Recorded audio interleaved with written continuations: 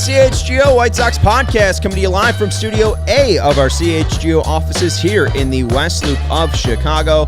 I'm your host, Sean Anderson. You can follow me at Sean_W_Anderson. Alongside me is the full CHGO White Sox crew. On the far left in the John Prine shirt is Vinnie Duber. You can follow him at Vinnie Duber. He's our CHGO White Sox beat writer. Did I say that twice? Maybe. Hammer it home, Sean. Hey, he's the White Sox beat writer for CHGO. I didn't even hammer home that you have a brand new article, too. You can read the transcripts of your full interview with Pedro Grifol. You can also watch that yesterday. It's isolated now on our YouTube channel under videos. It's also a part of yesterday's live podcast if you want to go digest that on our YouTube page, or if you want to go check out the podcast from yesterday. Great work from Vinny, and he's got an article up about Andrew Benintendi. The man in the middle is Herb Lawrence. Hello. You can follow him at Actonwall23. He's our CHGO White Sox community leader. We are going to be answering your Mailbag Monday questions today, even though it's a Tuesday. And we will jump into some reports about the White Sox coaching staff. So before we get into the reports, before we get into the actual moves, we heard from Pedro Grifol and Chris Getz that there would be moves. So this isn't surprising, right? They did not go as far to say that, but we could read the tea leaves. What they kind of say. They didn't, but via their phrasing, we kind of understood that maybe something was coming. They walked you there, but they didn't take you there. Exactly. Mm-hmm. It's your job to open the door. Yeah. Who's opening that door and reporting on this is Daryl Van Schouwen and I believe James Fegan. Yep. James had the stuff on Kurt Hassler. Bullpen coach Kurt Hassler is going to be reassigned to where we don't know. Maybe the moon. Minor leagues, I believe, is what was said in the story. Very generic.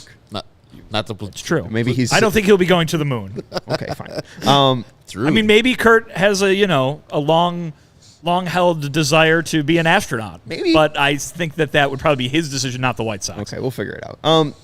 But what we kind of theorized, and I'm saying we, putting the onus on you guys when it was my thought and my theory. I theorized that it's maybe Charlie Montoyo, but none of the reports are currently saying that. But what we do know is that Jose Castro and Daryl Boston are out as White Sox coaches, and Chris Johnson has been reassigned. So Ethan Katz is expected to return as pitching coach. Eddie Rodriguez is expected to return as third base coach. And then Mike Tozar is still going to be field coordinator.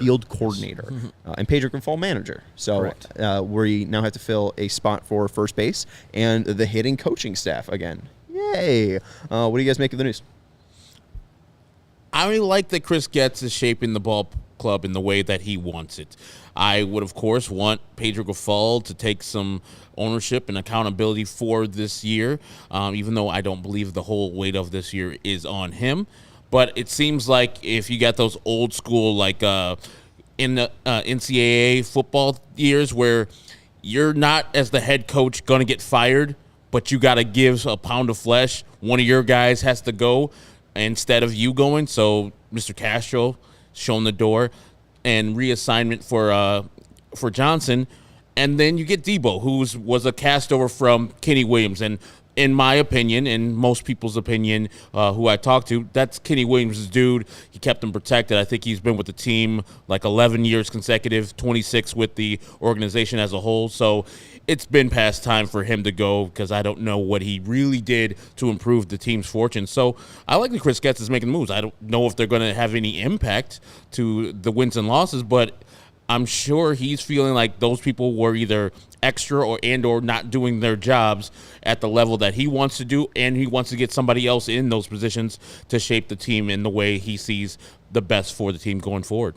Daryl Boston gets, that reputation that you talked about, probably because you see him on TV every night whenever a White Sox batter gets to first base. But Kurt Hassler, very similar in that he has a very long tenure with this organization working there as well. So perhaps just, looking for some change, looking for some new voices, as we have seen being added to the front office, maybe adding those to Pedro Grifol's staff as well, make a little bit more sense. Let's remember, too, Pedro Grifol is the manager on the field. This is his staff, right? Perhaps it's more of him getting more of his guys in there, or more people that he's comfortable with, rather than them saying, hey, we are going to keep these guys and you have to figure out how to work with them. But Jose Castro was a guy that was brought in to be a part of his staff as well. This was just his first year here as it was with Pedro.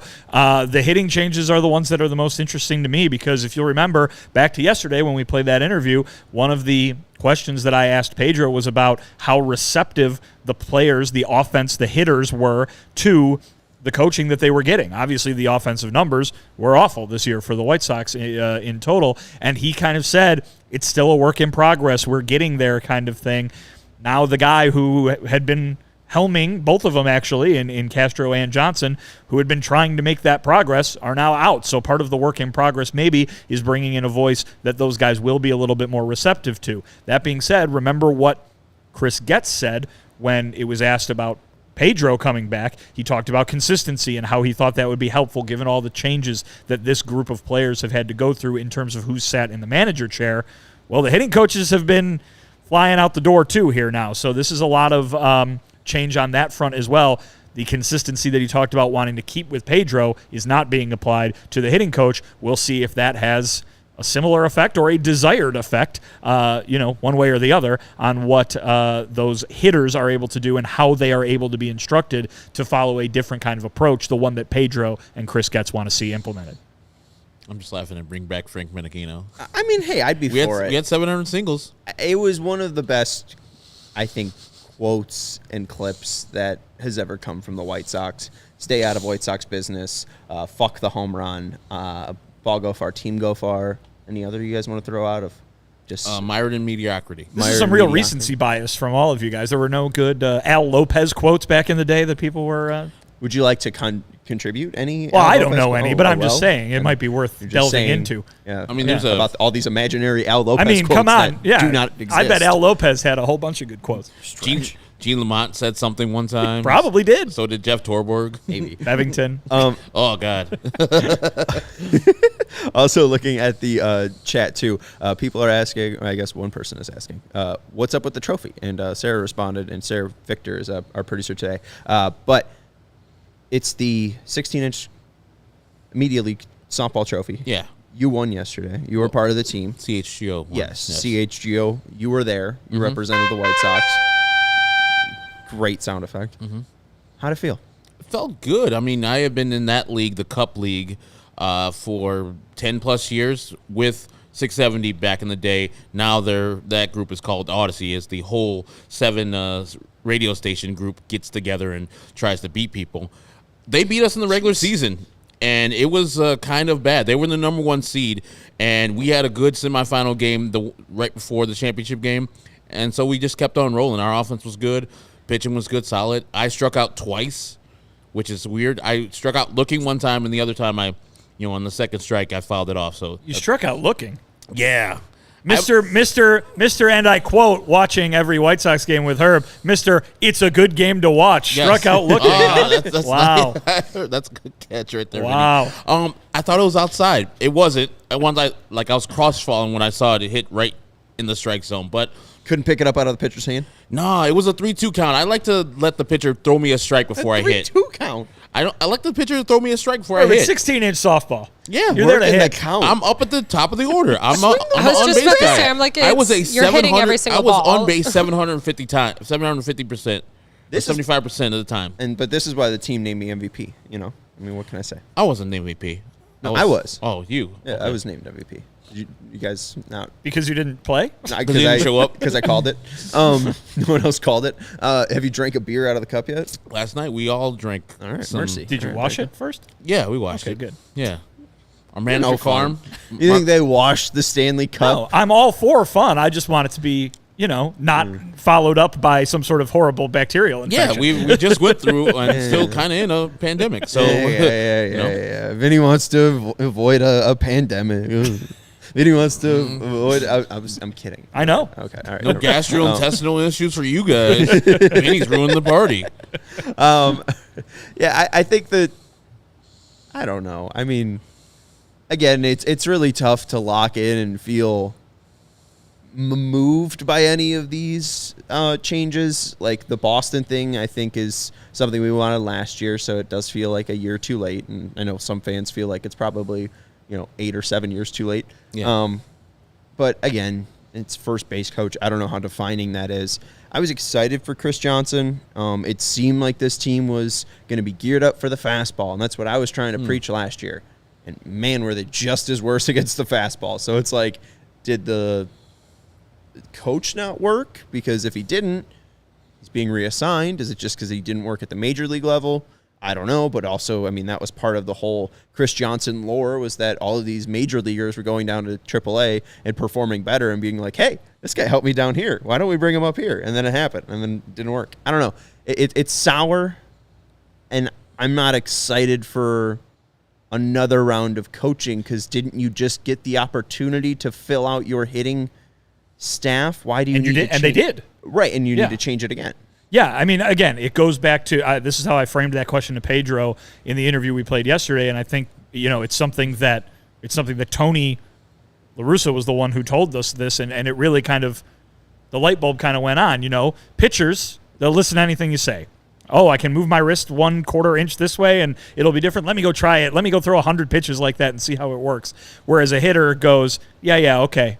I hit. I know how to hit. It got me to the major leagues. I can handle it, kind of thing. And it just seems that with some of these guys, the breakthrough is very difficult to make. Who had a breakthrough made early in the season? Luis Robert Jr., right? We heard that he was thinking about things differently, and boy, that switch flipped in a big way, and he had a tremendous season. There are other guys on this team who maybe, again, we're not hearing names of who isn't listening or who might not be listening or something like that, but there are perhaps other guys on that team who have not had that breakthrough. And maybe it takes a different voice, maybe it doesn't, but you're right in that you should be hiring a guy that you are confident is going to do that, and the players themselves should be opening themselves up to a person in a role of that importance at that level, right? So this is not White Sox unique, you know what I mean? How many years ago was it that the Cubs were burning through hitting coaches one every year, it seemed like? I have a feeling that, again, sport-wide, hitters are probably not the easiest pupils to have, but it's the White Sox job to go find somebody who can make it easier and can really turn this thing around, because while the White Sox from going through hitting coaches might not be unique, the White Sox's offensive numbers sure are unique, and not in a good way. Fingers crossed. And I got to echo what Vinnie said. That's always what I've heard, is that, major league hitters, when they get to the majors, are like, I'm good. Thank you for the consult. I'll come to you, if I need some help or something like that. And pitchers are a little bit more receptive to listening to advice. And so, yeah. And when you finish like 29th in the league in on base or last in the league in on base, and home runs are like 26th, somebody's going to have to take the fall. And so those two guys, Castro and Johnson, are going to take the fall, which is fine with me, because I thought there may be too many cooks in the kitchen there, where people are just listening to so many people, different voices. And in Daryl's article, you can see some players source that and say, yeah, there's like so many voices. I mean, Mike Tozar is, I think, supposed to be the overarching voice they're supposed to be listening to, right, as the field coordinator. But if you're getting other people saying, maybe you want to open your stance, you want to close your stance, too many voices, too many cooks in the kitchen. Just simplify it. Give me a person that can tell me what my swing is, help me adjust to what I like to do in the box, and make slight adjustments, but not make a whole in-season type of retooling of my bat. I'm not Paul Konerko, because that was pretty much the only guy I saw doing that on a constant basis and using his pitching or his hitting coach as a resource, where he used Greg Walker. I mean, Frank Thomas was Walton Rainiac, too. Right. The line from Daryl's article is, Sox hitters were said to be split between multiple hitting voices on the staff.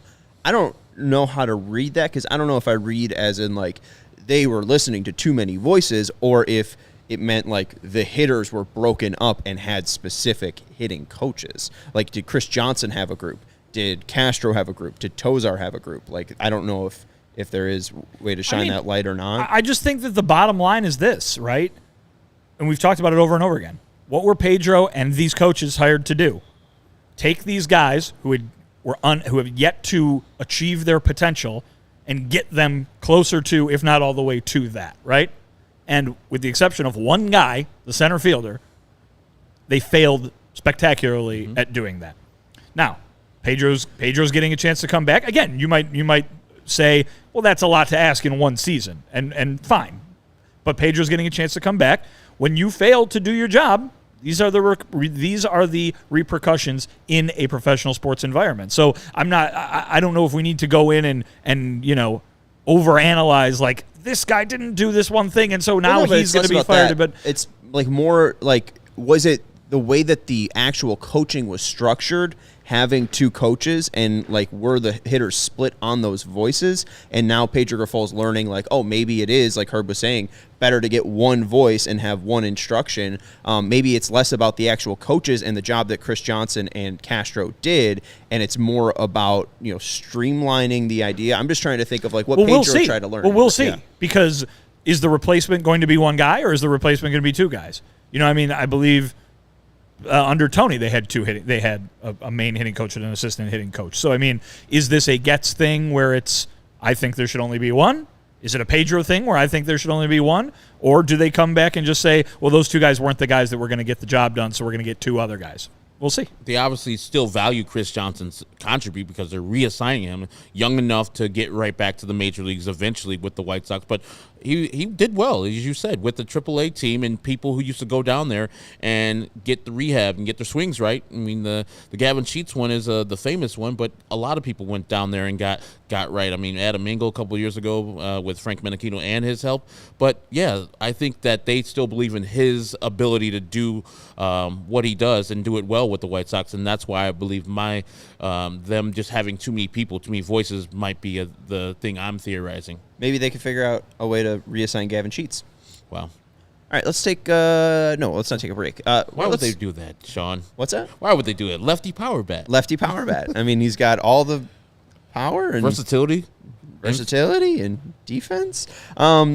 Before we take a break, we're going to go and answer one question because it kind of ties into the breaking news. This is, I know you don't like this word, Herb, this is an emergency podcast. Oh, my God. Sarah, I don't know how you have all these questions labeled. Can you find the one from AJ? AJ had a very specific question, a very creative question. It was right there. All right. So, AJ, it's Baseball Kid, who's hanging out in the chat. Our CHGO Diehards in the White Sox channel sent in their Mailbag Monday questions. We didn't have enough time for them on Monday, so it's Tuesday and we're answering them now. But AJ writes, if the entire White Sox 40-man roster were to compete in a Hunger Games-style battle royale, who would be the last man standing? Thank you, AJ, for the question. Again, very creative. And I know you did your homework, Herb. Yeah. And unfortunately, a wrench has been thrown into something. What are wrenches? Is it wrench? Into my system? Okay, I don't know. It gets in the gears of the machinery and makes the machinery stop working. It's a real industrial revolution kind of thing. The White Sox threw a wrench in them gears. Yeah.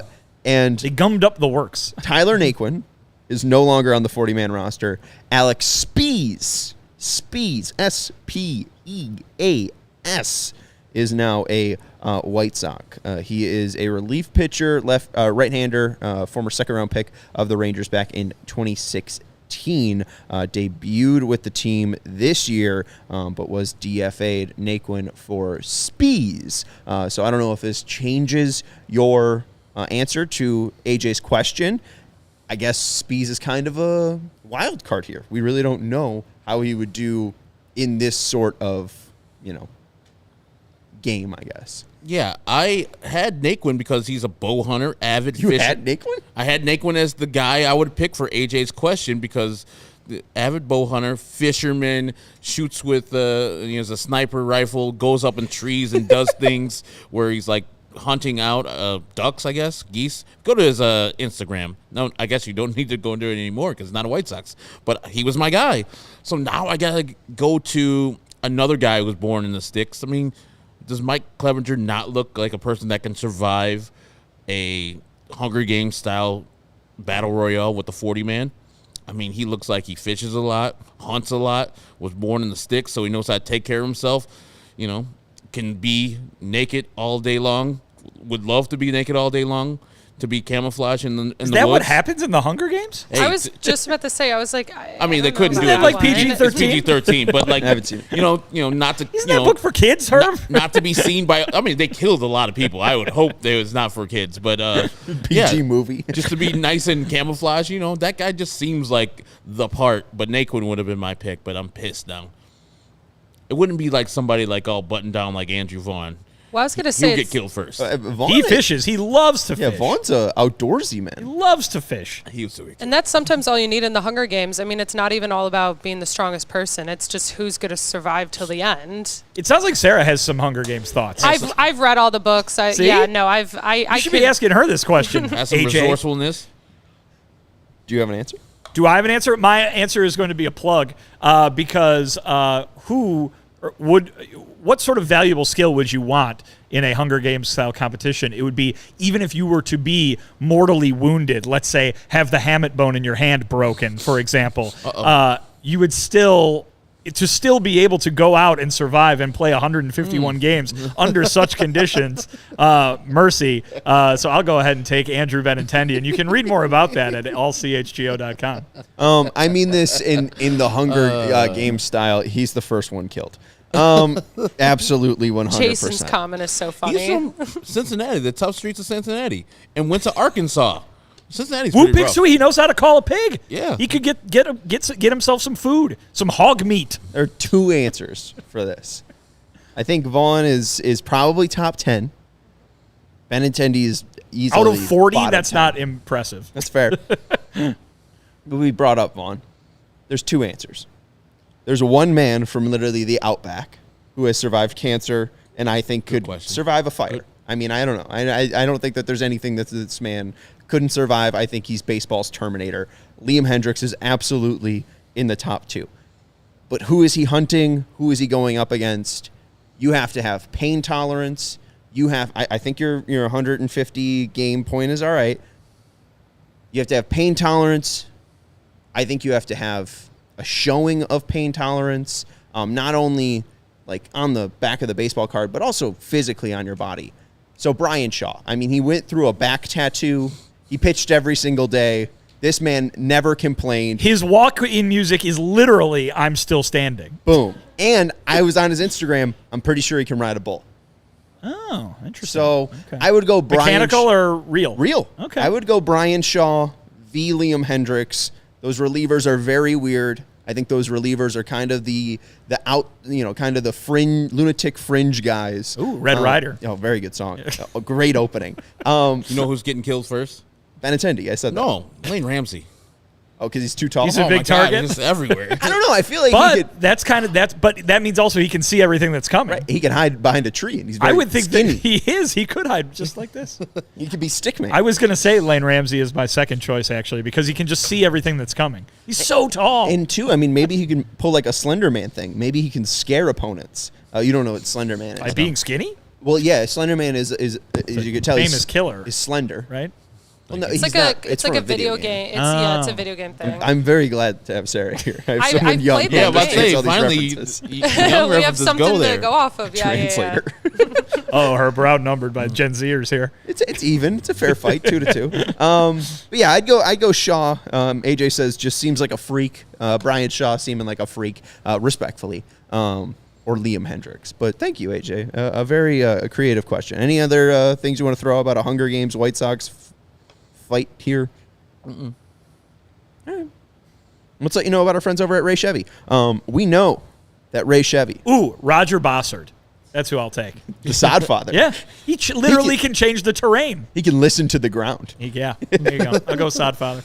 Are you in the market for a new or used vehicle? If you are, then we have some great news for you because Ray Chevy in Fox Lake has joined the CHGO team. And when we were talking with the team at Ray, they let us know about the Ray Price Promise. Again, we want to clarify, it is not Ray Price's promise. Correct. It is the Ray Price Promise. 50s country music singer Ray Price. He's not not his- involved in this whatsoever. Not his promise. It's a guarantee that the price you see, the Ray Price Promise, again, not the Ray Price's promise. It's a guarantee that the price you see online is the price you pay when you go into the dealership. We found that in many cases, other dealers will raise the price on you when you come into the dealership asking things like, are you a recent college grad? Are you active in the military? Are you a farmer? And in most cases, the answer will be No. no. And that's when other dealers will raise the price on you, saying the price online included limited rebates that you do not qualify for. At Ray, that's not the case. The price you see online is the price you pay with no add-ons to the price ever. And in fact, Ray will do everything possible to find additional savings for you, which may make the price lower than you see online. As one of the top-selling dealers in the Midwest, you'll always be able to shop one of Chicagoland's largest inventories. And right now, you can save big at Ray Chevy during their Truck or Treat savings event because 0% is back and now available on new Silverado trucks, the perfect tailgate vehicle. So come on in to Ray Chevrolet in Fox Lake and find the vehicle you've been searching for. And best of all, pay 0 hidden fees with the Ray Price Promise, not Ray Price's Promise. Visit Ray Chevrolet in Fox Lake or raychevrolet.com. Serving the community since 1963. Find new roads. Also want to let you know about our friends over at Circa. Very excited about this. Brand new sponsor. Go show them some love. If you have not signed up for their app, go sign up. It's another sportsbook here in Illinois, but I think it's such a breath of fresh air here. I'm going to nerd out if you'll let me. Yeah. I was in Vegas in August when they invited us out for their Circa Survivor event. It was incredible to see their entire, I would say production, but there's probably a better word there. Operation.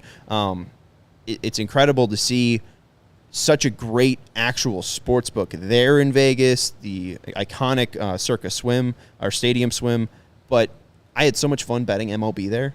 And it's because you go in and it's like, I just think this team's going to win. And you are going to get a fair line offered on either team to win. Usually you go onto a sports book and you would see, let's see, the Braves, usually minus 200 or more. What Circa strives to do is make that close to minus 110 as close as possible, so you pay less of a vig, so you are winning as much as possible, right? If you want to put $100 down, you should be able to get close to minus 110 whenever possible, and that's what happens with Circa. I don't love when most sports books push same-game parlays, and Circa does not do that. Circa is about who will win games, if the game will go over or under, if the spread will be covered or not. Player props are usually put out near day of the game for Circa, if at all. I mean, usually Super Bowl is a thing, but it is truly about retailing to the better, and I think it's so great to have Circa in Illinois because especially they want you to odd shop, and if you can find a better line, go bet it somewhere else because again, they want you to pay the least amount of vig possible. Download the Circa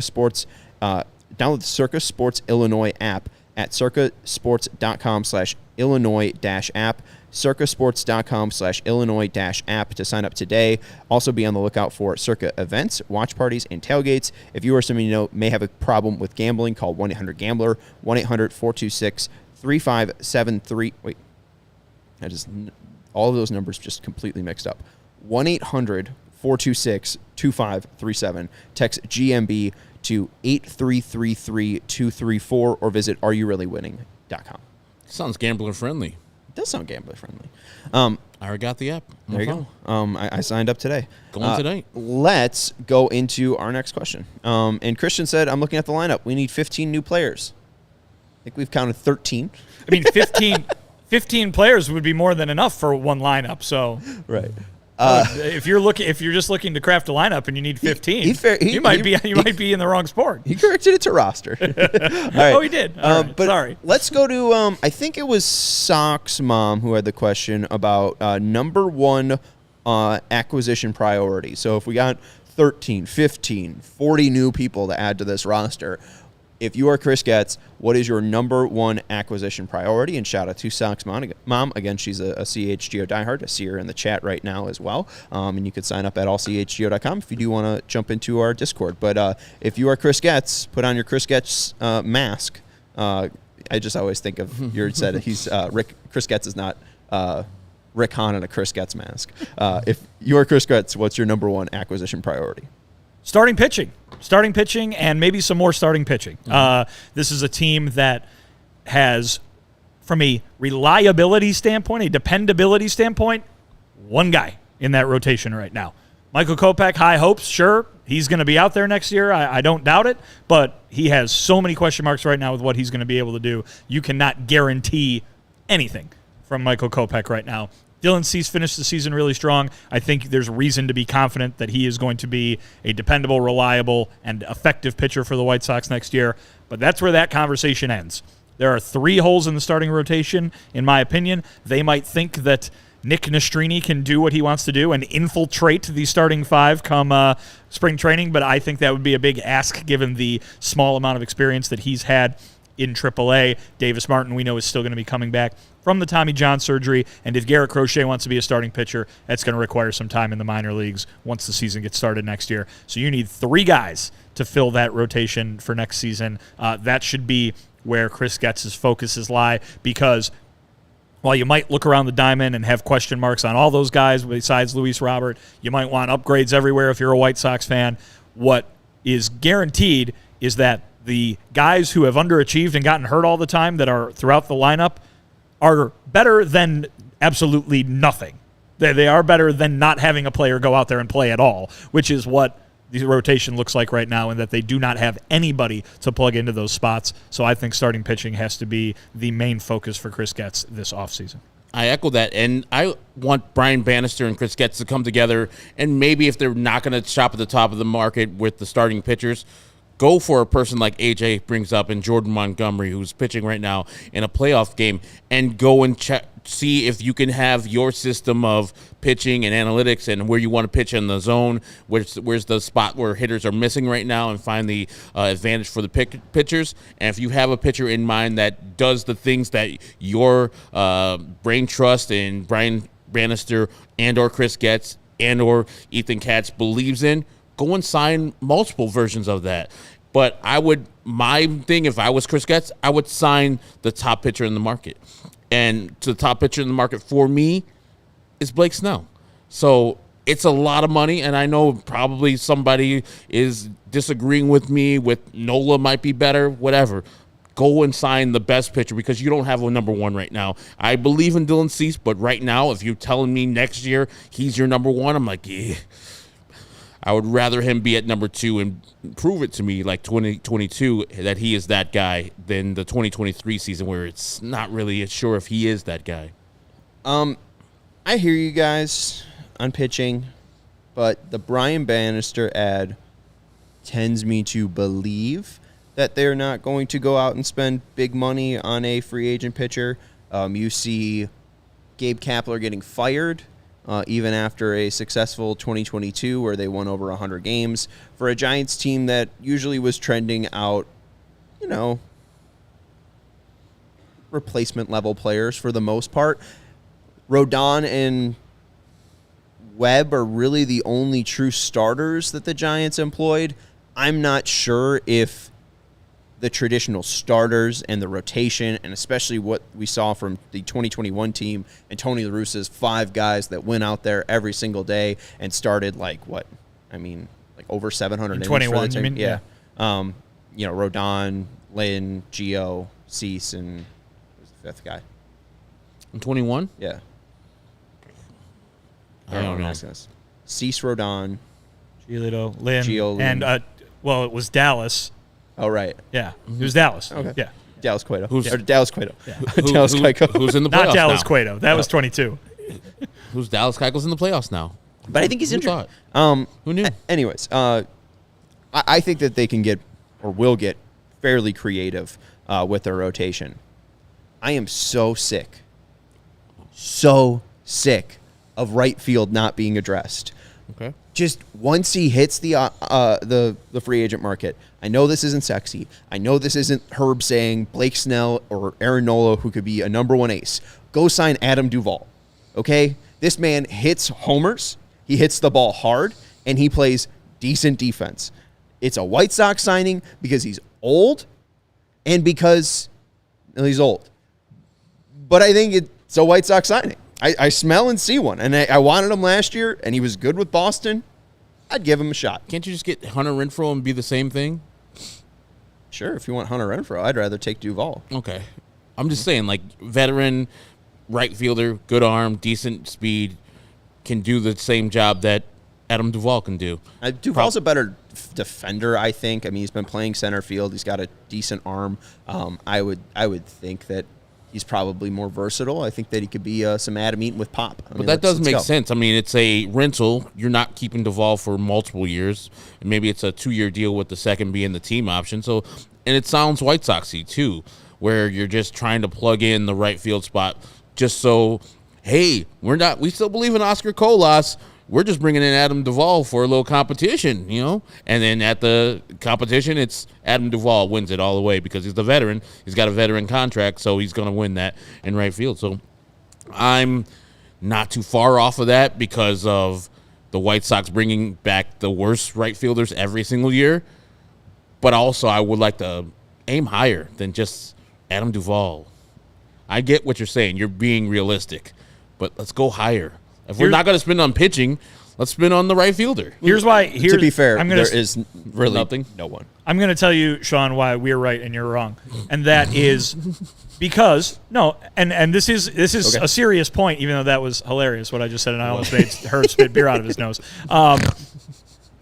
Adam Duvall, for the point that Herb was just making, is a end of the offseason, wow, look at everything that we were able to do to put this team in a position to succeed and to contend in 2024, right?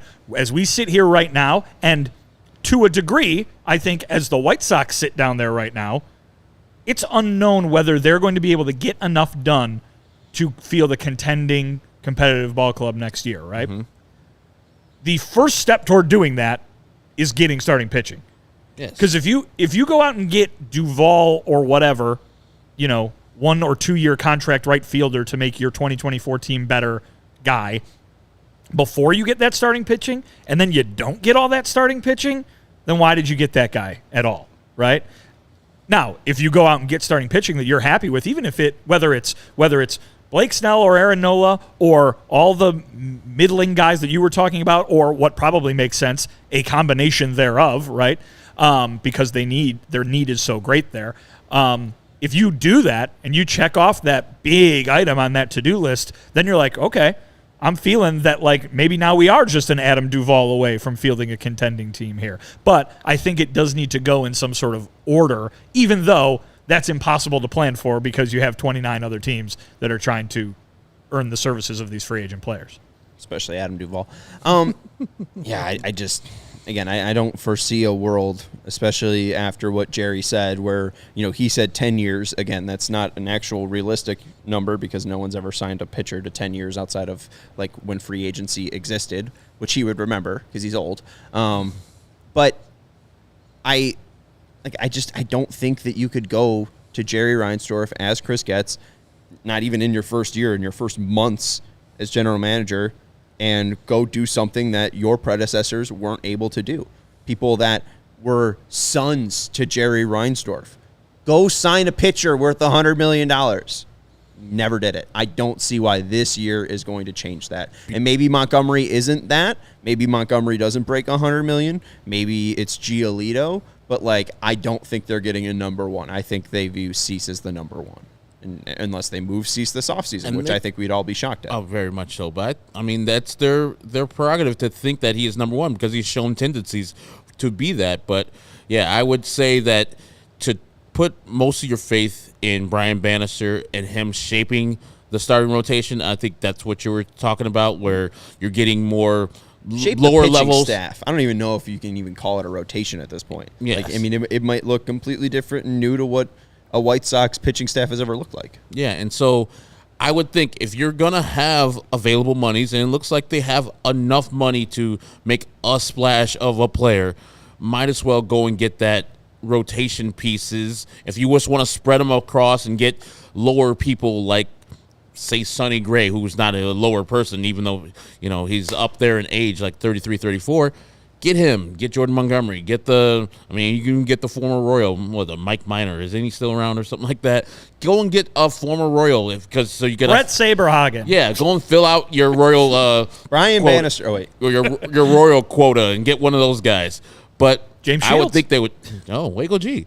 I think Mike Minor's gone. Yeah, so I would think that you would just spend the majority of your offseason, the money and the time on the starting pitchers, because otherwise you're going to be not lying to Oscar Colas, but you said he has a chance to compete in spring training. If you bring in a right fielder who's a veteran on a 1-year deal, he might say he's going to be competing, but that other guy's going to be starting. And there's no other spots really to fill that they're not going to be, if they're not going to be trading any of these players. They're all coming back. What's your point with Colas there?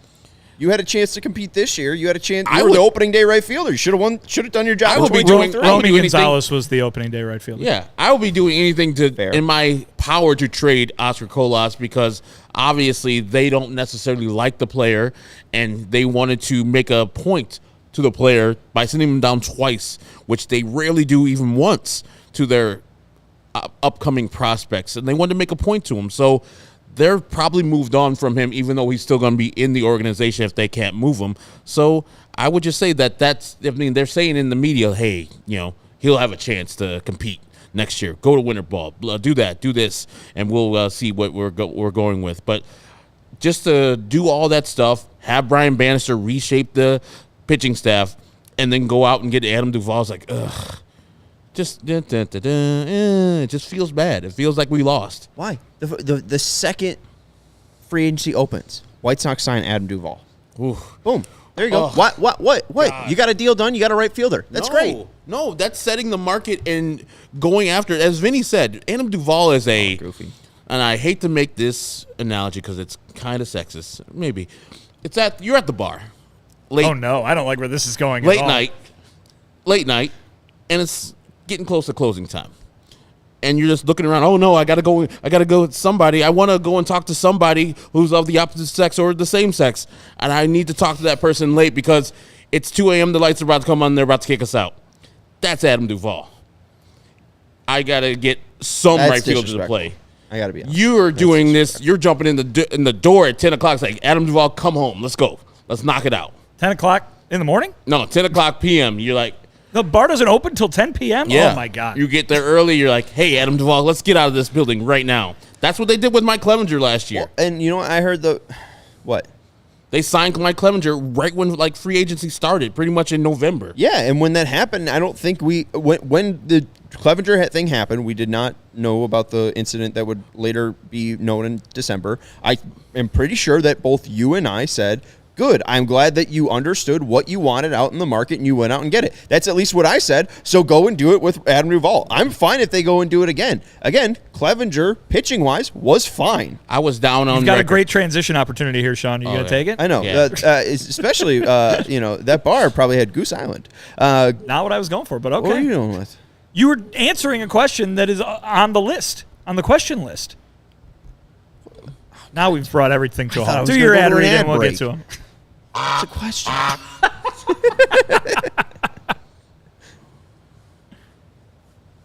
Which one are you talking about? Oh, okay. All right. Let's go to other Sean's question. Will the we already had the honk. Herb. Hello. This is a hypothetical bar that you're picking up Adam Duvall in. Yes, at 10 o'clock, right when the bar opens. What are you drinking? It doesn't open until 10 o'clock? Hey, that's a good bar. What's up? What are you drinking? Of course I'm drinking some 312 from Goose Island. There you go. Chicago, or CHGO and Chicago, is supported by Goose Island Beer Company, Chicago's beer since 1988. Their beer roster includes that 312 Wheat Ale, the Full Pocket Pilsner, the Beer Hug family, and you could try those samplers with all of the 4 different Beer Hug family flavors, and the Oktoberfest, because, of course, it's October now. It's actually October. Yay. So grab an ultra-fresh brewery-exclusive beer at Goose Island's original brew house on Clybourne Avenue in Lincoln Park, or from their tap room on Fulton Street in Westtown. Goose Island Beer Company, Chicago's beer.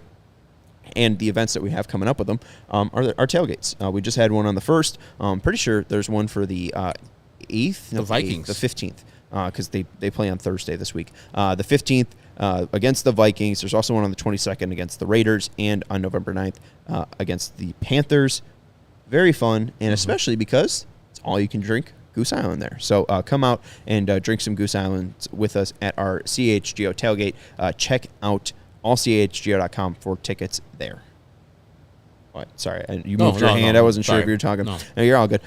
Also, want to let you know about Shady Rays. Take on the summer gear belt to last. Our friends at Shady Rays have you covered with warm weather ahead. With premium polarized shades at an affordable price, Shady Rays is an independent sunglasses company that offers a world-class product that's just as good as any expensive pair we've worn. They have durable frames and extremely clear optics for outdoor adventures. And that's not all. Shady Rays offers the most insane protection program in all of eyewear. Every pair of sunglasses backed by lost and broken replacements. If you lose or break your pair, even on day one, they told us they will send you a brand new pair. No questions asked. You can wear your Shady Rays with confidence because they were back long after your purchase. And if you don't love your Shady Rays, you can exchange them for a new pair or return them for free within 30 days. There's no risk when you shop. Their team always has your back. And exclusively for our listeners, Shady Rays is giving out their best deal of the season. Go to shadyrays.com and use code CHGO for 50% off 2+ pairs of polarized shades. Try for yourself. The shades rated 5 stars by over 250,000 people. All right. So let's go to other Sean's question here because I should have did it there. The White Sox were quick acting in a way this offseason. Again, November was a fairly early signing for the Sox when they got Mike Clevenger. They acquired Andrew Benintendi in around the middle of December. I want to say December 15th. It's when it was initially reported. Didn't become official, I don't think, till after the new year. Oh, right, because he was on vacation. Correct. Yeah, okay. So, but, he seems like they figured that deal out in December. The question from other Sean, though, is do we expect Chris Getz to be active in free agency early, or will he be more patient than Rick Hahn? So what do we make of that? I think that Chris has to first learn the business. Like, he's flying blind when he first goes to that general manager's meeting in early November. He has to understand that people are going to be trying to take advantage of his youth, his inexperience, and getting some things from the White Sox that, a veteran savvy general manager would never let fly. So he has to hold his powder and make sure that he's not out here just moving deals because he has to make a statement. So I think he's going to be relaxed, calm, collected, and understand that, let the game come to him. If he sees a player that they want to acquire and they have a game plan for that person, cool, go after that person if they're at the top of the market, at the market where you're trying to set in November. Or if you go to the winter meetings in December, cool, make your moves. But I don't want to really see him diving headfirst into the trade market or anything like that because it's just way too much for him right now. He has, as we said, minimum 13 spots to fix. Decision with Tim Anderson, decision with Liam Hendricks. Way too much stuff on his plate, and I don't think he has enough manpower right now to actually do all the stuff that he needs to do because at the end of the offseason, I think February, we're still going to be like, man, we still need this, that, and the other because it's a lot of things for him to do. I think that in those moments when Rick Hahn, in the recent years when he was the GM, signed guys early in the offseason, I always thought that was kind of a positive thing. I mean, it was the White Sox identifying players that they wanted to have part of their team and going out and getting those guys. And, the question was framed, will he be more patient than Rick was? I don't think that was a lack of patience. I think that was the aggressiveness that fans always wanted to see, right? It wasn't sitting around on your hands and waiting until January before it's a week before camp starts and you just like, oh, what's left? Let's see. This was the White Sox needed a fifth starter. They went out and got a guy, whether you both agreed with it or not. They went out and got a guy that they thought was going to be the guy that would fill their rotation and give them exactly what they needed. November. Yasmani Grandal, right? That was at the time the biggest free agent contract they'd ever signed because they identified him as a position and a player that they needed on their roster. Did it end up working out? No, obviously it didn't. But at the time, these were aggressive moves being made because they were players that the team identified as filling the needs that they had identified they had to fill. And so take all the beasts that you want with how those contracts ended up playing out, how those players ended up working out or not for the team. Those were positive moves because it wasn't playing the game, right? It wasn't submitting to the way that the market is going to flow and seeing how things play out and giving other teams the opportunity to jump you on those players. Okay. It was, we want those players, we're going to go get those players, and in those cases they did. I'm sure they tried to in other cases and it didn't work out as well, right? But those to me were positive moments. It doesn't mean that one way is the right way to do it and one way it isn't, right? you can very well wait until February when camp is about to start, and if the player that you want is there and you end up getting him on your terms, well, then congratulations. You did exactly what you were supposed to do in the offseason, right? But so I don't think there's really one way to do it, but I would think if you're a White Sox fan, you would want to see moves like that in that time period in the offseason, because then you know that the front office is going out and saying, we needed to get this done, we want to get it done right away, and we don't want anything to go to chance. Yeah, and I thought the Yasmani deal, when it was done, perfect deal, because he was a big-time free agent. White Sox needed a catcher because at the time, Chase McCann was doing well, but he wasn't for the future. We've seen in his New York and Baltimore days, he isn't the catcher for a team that be competing. I thought Yasmani Grandal pretty much played up to his contract. Awesome years his first couple years, terrible years his last 2 years. And so I didn't mind him jumping the market to get him because he was a top market catcher. That's the only reason I minded with Clevenger, because who was checking for him? Who was getting him? And you could have had, there was other fifth starters available, and Michael Walker was available until like February or March. I mean, but then again, with the Clevenger thing, I understand what was revealed in December changed our feelings about the player and the signing. But we saw in 2021 that they fooled around with Jock Peterson and it gave him Adam Eaton. Like, if you have an idea, your first option, he's your first option for a reason. And if you're off by $1 million, who cares? But that's like, get the guy that you want. But if that guy is sought after by other teams, yes, go get your guy. Who's checking for Mike Clevenger? Who was checking for him this year? Who's going to be checking for him this offseason? A lot of people. But last year, he's coming off a pretty subpar year with the Padres. And right, was that a bad signing? Why are you bringing up the Clevenger signing? Because like it seems like the Clevenger signing, again, outside of what happened in December, from a pitching standpoint, was a successful signing. Because you didn't have to sign him at the time you signed him. You could have signed Mike Clevenger. But now you're saying you want him to play the game. You want it to be the point I was making was that in those instances, the White Sox under Rick Hahn said, I don't care about the 29 other teams. Go do what we need to do. Forget about them. Whereas you're saying like, oh, well, you could save yourself $1 million or $2 million. Like, you're advocating for them to spend big. No, I'm advocating matter if they're paying Mike Clevenger more money. If they're going to get a player. They wanted Mike Clevenger. They went and got him. Yeah, just because you didn't doesn't mean they didn't. I thought the pitcher wasn't good last year with the Padres, and to go in November and sign him was like, why are we rushing to get him? You could have still got him in December. He's the guy they wanted. It's value. You know, you can get what you want anytime you want, but it's what you pay for it. It's when you pay for it. Like, to get him as one of the first moves in free agency seemed odd to me. You could have got a similar player to Mike Clevenger. There's a bunch of Mike Clevengers in March or in February for you to get. If you missed on Mike Clevenger, you still could have got Michael Walker, as I brought up. But maybe they didn't want Michael Walker. They should have. Maybe they wanted Mike Clevenger. Much better. And he pitched, and he's going to be a free agent again this year. That's another candidate for the White Sox to go and get. I just say, like, if you're getting a bottom of the rotation pitcher, which they were signing him as, right? Why are we rushing to get that bottom rotation pitcher? That's all I'm saying. The guy they want. But like again, like there was connections with Cats. Like they thought that they could work with that player. Okay. I don't know. Like they didn't think they could work with Michael Walker, and Clevenger didn't fail. It seemed like Clevenger and this team had decent success. So like I don't know. I like the aggressive nature. I like the Grandal signing. The Keuchel signing made me run around the score offices like a nerd.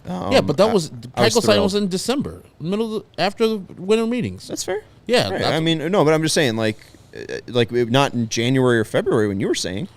I mean, that's when Walker was signed. Yeah, I'm just saying like to rush out to get a guy that was you didn't even think was a top of the rotation pitcher. Was a little foolhardy. I could have waited. I am for if it's the 26th man, if it's the first man, if you have the idea that this player is going to be a part of your roster, you should go and get them. That's my feeling.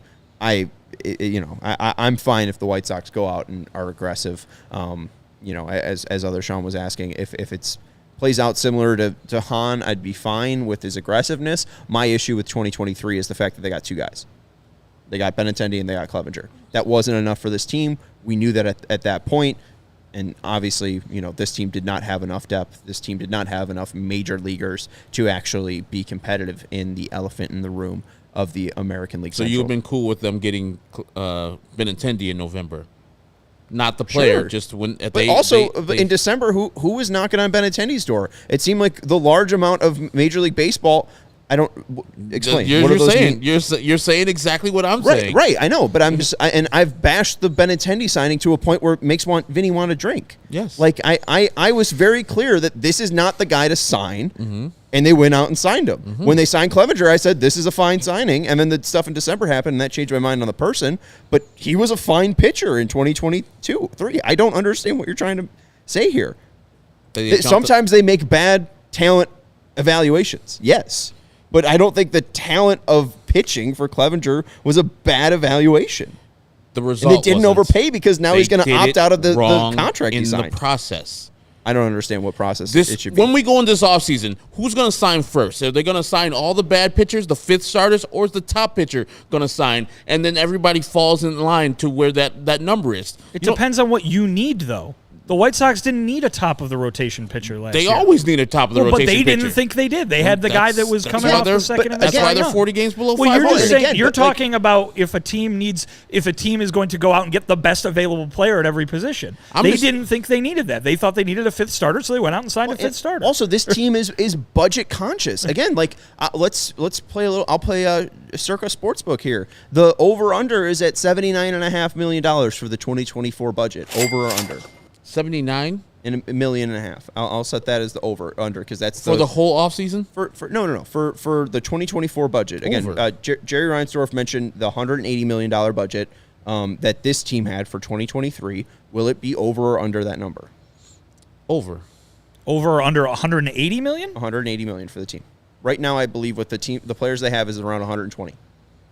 We'll see. I don't know. I absolutely don't know because to me it's what opportunities present themselves and what they end up wanting to do. They've got so many needs right now that they could go in 800 different directions right now. And so one of those directions could be, oh man, look at all these expensive players who fell in our lap that we have the opportunity to sign to make this team a lot better. Then maybe it is over that. But also it could be we really didn't get the targets that we wanted to get. We're probably not going to be competitive next year. Why don't we keep it low now and then we'll worry about this again next year? That could be an option too, or it could be any number of ways in the middle. So I think that's an impossible question to answer. It's an answer, or at least a question I wish Getz was a little bit pressed more on, just because I wish there was more of an idea, because I think the issue is you think it's going to go over.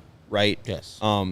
You're kind of undecided. You're really unsure, and I think it's going to be under. Again, I'm pessimistic. This team has never signed a player over $100 million, so why do I expect them to be setting the market? I don't. I think they have a limited budget, so they are going to, because they have a limited budget, they have a limited amount of targets. So why do they have to worry about if the Yankees and Mets are fighting over Blake Snell when they're not fighting for Blake Snell and they could be going and getting guys, they have to fill 15 players for their major league roster. Like, I wish that they were operating with a bigger budget. I would love that. I don't want Andrew Benintendi. I would rather Brandon Nimmo, and I tried to make that obvious last offseason. And if Jerry Reinsdorf wants to spend more money, I'm fine with that. But I just don't see that being the opportunity. So again, I'm fine if they want to be quick acting, because again, I think it's because of the budget that they're acting quick, and not in the way that you want them to as market setters, right? Yes. I mean, I think that's where that's where you get the 11 playoff appearances in 120 plus years. You don't spend money, you're not going to get success. Yeah, and I'm all for them for this team, because they don't develop talent either. So they're just bad at both. Yeah. So either spend money or develop talent. You don't miss out on both. Absolutely. Let's go to Austin, because I think this is kind of setting this up. What's the ideal game plan for the Sox to set themselves? What's the ideal game plan for the Sox in 2023 to set themselves up for long-term success? I guess we've kind of touched upon this. Obviously, player acquisition. What else would you like to add? I think they've taken a step in this direction already. I think some of the big moves that they've made has been adding these guys to the front office, because those are long-term moves, right, to try to get this franchise in a position where you're not just thinking about the next offseason, but you're thinking about all the seasons to come. Having those people in place is a big part of that. You talk about long-term success, it's a little harder to do. You don't necessarily look at this offseason's free agents, because how many of those guys are going to be part of long-term success? It really is working on all facets of the organization, which Chris has talked about. Got to get that minor leagues looking a little better. You got to get, the right coaches in to get the guys that you have under control playing up to the ability that they should be playing at. Luis Robert Jr., check, but there's a lot of boxes there that are unchecked. So those are the long-term things. And really those are things that, again, Rick Hahn tried to set up 5 years ago at this point. And, by bringing in that talent, they're in a position where they're probably unable to do a lot of that right now because they can't make those same kind of trades. And so it is about setting the infrastructure up to be a little bit more, to have a better payoff in that department. There are players out there, you mentioned top-of-the-market players who you can sign to big, long contracts, and that counts as long-term success. But we haven't figured out whether the White Sox are going to be primed for short-term success yet in 2024. How does all that puzzle fit together? That's why this is a difficult job for Chris Getz. Set themselves up with long-term success is to do a rebuild. Tear it down to the screws. Just to have everything gone. Coaches in the minor leagues, scouts, all gone. Trade players off this current roster and do it the way that Chris Getz and Brian Bannister and Josh Barfield, et cetera, want to do it. I think most White Sox fans would be kind of upset about another rebuild, but if we're talking about long-term success, that's how you do it. You have to start from the basics, the fundamentals, and teach them the way that Chris Getz would want them to play baseball. I don't agree with his hiring, but he's the guy. So I would say this right now, what they're doing and going in forward for 2024 is that middling stuff that they did for so long under Kenny Williams, where they're competing, but they're not. They're finishing second and third. They give a little effort. They win 80 games. They lose 70. They win 76. They win 83. They win 87. Not good enough to win the division, but also, all right, seasons like the season the Cubs had right this year, 83 wins type of thing. That's going to lead you into years of that, just years of just being mediocre until you realize, hey, we should do a rebuild. Get that started now. Get it started now. I know we have Luis Robert. I know that. And we already discussed they're not spending big money on acquiring talent to help Luis Robert out. So let's rebuild and get back to being better at baseball in 4 or 5 years. Because at this point, are we going to be better at baseball in 4 or 5 years when Luis Robert's gone? No. No, I understand. I did like the quote from Getz where he said, for me, it's coming in here and figuring out foundationally where we are within different departments so we can avoid these extreme swings, kind of what you're talking about, going from 83 wins to 76 to 87 to, 81. Let's try to build a winner, especially with the elephant in the room being the AL Central, where no one really wants to take control of that very, very finicky elephant. And I don't know. I just think that what the White Sox need to do is spend. Period. As somebody who has seen Jerry Reinsdorf operate, it doesn't seem like that's going to be what happens. But I would like them to spend in the research and develop, or the analytic department, the research and what's the D development. Is it research and development? Yes. Okay. I don't know why I'm guessing myself. But this is from Four Ring Sports Solution. They had a Major League Baseball R&D staffing as of August 27th. Full-time analysts and engineers. Oakland has only 8. Colorado has 11. Miami has 11. The White Sox in Kansas City has 12. St. Louis and San Diego at 14. Arizona and Los Angeles Angels at 15 at the top. Tampa Bay and the New York Yankees with 44 and 43. And 2 from 2022, you look at the top 12 teams. 8 of the 12 teams are in the playoffs right now. So I would just like to see more nerds, and then also more athletes and studs. I would like to see more talent on the field and more nerds in the seats. So I don't know. I just would like to see more spending all around with the White Sox. And again, I don't know if that's going to happen. I don't know if this is if Kenny Williams is the son, Chris Getz is the grandson, and maybe Jerry Reinsdorf is a little bit more giving to the grandchildren rather than the kids. So hopefully, fingers crossed, Chris Getz can get a big bag of money from Jerry Reinsdorf. Let's go to the next mailbag question here. We went through other Sean, we went through Austin, we got AJ, we got Soxbomb. So final one here from Ian. Chance of Gio being on the opening day roster. Gonzalez? Gio Gonzalez? Yeah, hey, whoever you'd like. He's been here multiple times. I think he meant Lucas Giolito, but, Gio Gonzalez. Giovanni Soto. Giovanni Soto. Even though he spells his name differently. I mean, whatever Gio you'd like. I mean, could. because he didn't pitch particularly well with the Angels. Pitched a little bit better with the Guardians, but I don't think he's, it's kind of like that old movie, Just the Two of Us, when he's separated from his guy, Ethan Katz. He can't pitch anymore. He's like screaming, "Give me back to Katz, please!" And since Katz is coming back, Gio can be like, "Hey, I'm comfortable with this place. I know what Ethan expects of me. They'll pay me, I think, probably over market because they need 3 starters.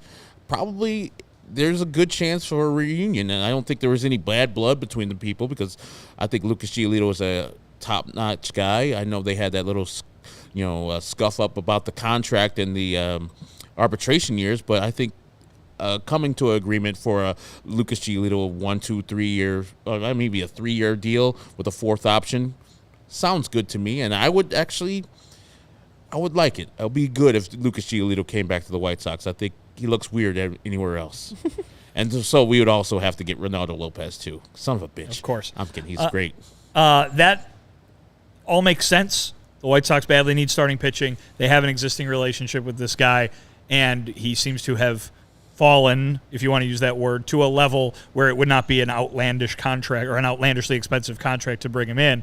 All that said, you don't see those kind of reunions very often in baseball. You don't see a guy get traded away and then decide to come back on a free agent deal. But here's the bottom line.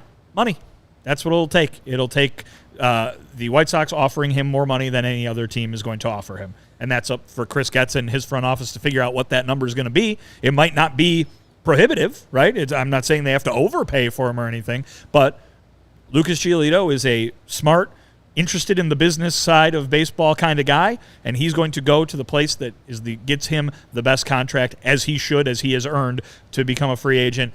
If the White Sox are that team, then that's where he'll come. If they are not, he'll go to the other one. Herb stole my answer, and I don't even know if you need Gio. I'd love to see Raylo back, and I know he feels more comfortable, or at least he's told you that before, in the bullpen. I know. I know he used to be a starter, and there's a reason he's been moved to the pen. Mm-hmm.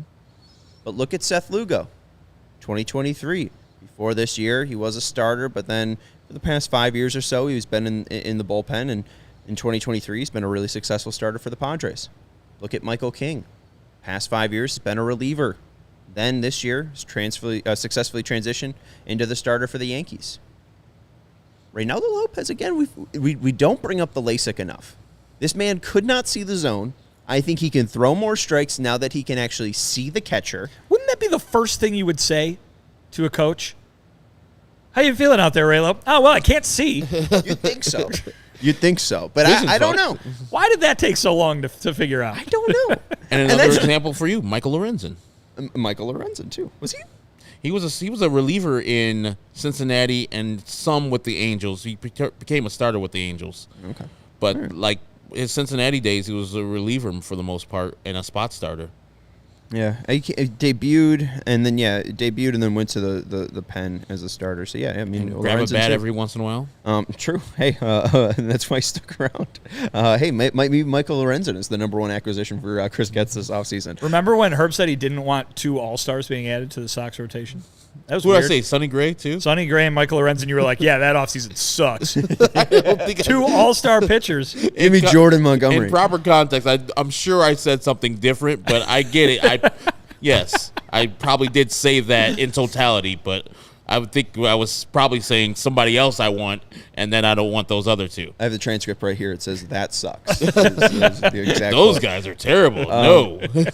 So yeah, I'd go for Raylo. We're gonna take one more final break, and then we're gonna wrap it up. Want to let you know though about Splash Sports. CHGO has weekly Pick X and NFL Survivor contests for everyone to participate in for real money. Head to splashsports.com/CHGO. The link is in the description, and sign up. Deposit cash to get started, and it's just $10 to enter either the CHGO weekly pick NFL Pick X contest and CHGO Survivor contest. The more who enter, the larger the prize. We'll be running weekly contests all year long, so be sure to keep that link handy. We got games coming up on Thursday, and the Bears are playing against the Commanders. And if you want to run your own contest, if you're tired of being the commissioner on leagues, chasing people down with none of the rewards, you could sign up to be a commissioner right now through our link and earn money for the contest you're already running with your friends and family. So head to splashsports.com/CHGO to join in. We have different contests coming out, so we are so stoked to compete with and against you all. Be sure to click our link in the description or head to splashsports.com/CHGO to enter. And finally, we want to let you know about Fubo. I liked Carm's joke. The only thing that you couldn't watch on Fubo last night was the Softball Media League.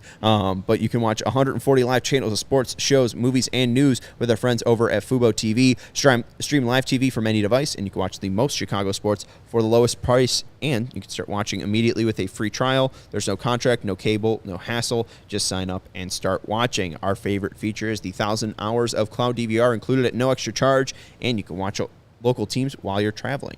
We got college football coming up this weekend, Friday, Saturday.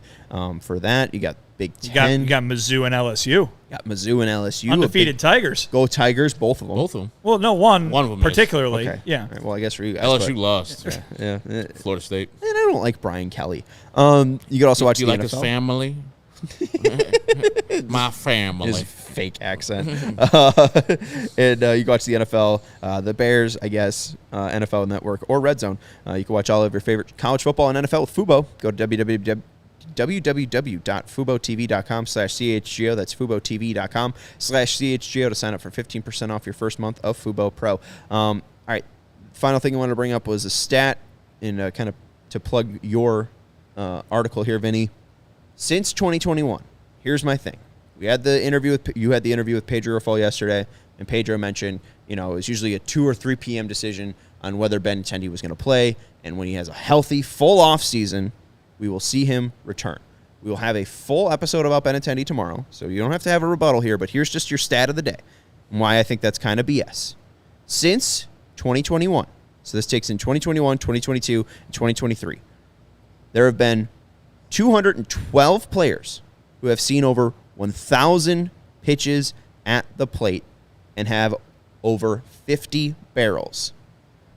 The average slugging percent for those players is 2.5 on barrels. Who has the lowest slugging percentage on barrels out of those 212 players?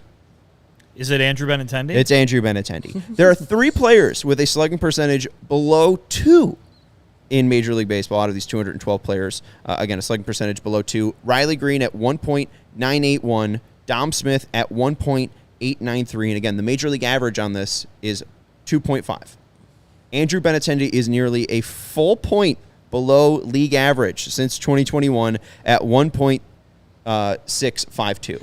So Andrew Benintendi, again, if he's healthy and has the strongest hamata bone in the world, I still don't think he's going to slug him and knock him out of the park. That's just my theory, but we'll dive into it more later tomorrow. Check out Vinny's article before we get into that tomorrow at allchgo.com. There also is the full exclusive interview with Pedro Grifol, so make sure you check that out and listen.